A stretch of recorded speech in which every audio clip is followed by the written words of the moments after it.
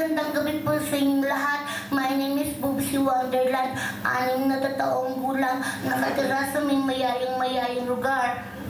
At naniniwala po ko sa aking kasabihan, kung sa paningin nyo ako'y batang baboy, may jowa naman akong tomboy. At sa din siya ay lumalangoy sa aking kumunoy, siya naman pinababa, agoy. Bakit ako nag-iiyak? Wala pa kayo ninyo yung mga sarili? Kasi may kamukha yung jowa kong tomboy dito. Tomboy ka? Bakla ka. Masarap kayo makipag-jowa sa tomboy. Unang-una hindi kayo mabubuntis. Kasi hindi sila nagkukondom.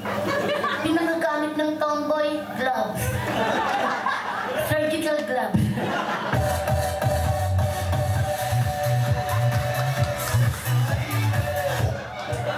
Gago to eh. Pag may mga tugtog, nagpapasayaw ako eh. Tapos, bukod tangi ang tomboy ang hindi nagkakasakit ng AIDS. Pinakasakit ng tomboy arthritis. Kaya ganyan, no? Gusto mo pa, ha? Oo. Tapos, hindi basta-basta nakikipagtalik ang tomboy. Umubo. Tapos nilunod niya. Sa bagay sabi ng mami ko, Boobsy, pwedeng lunukin ng plema kasi wala namang buto yan. Ang to eh. Ay, sorry po. Bawal palang magmura ang bata. Dapat laging magalang. Tama lang po.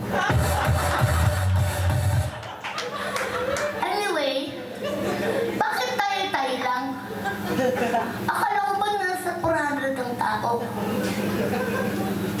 Magkakaano-ano kayo? Tomboy ka, no? No! Tol! Oh, panghiya?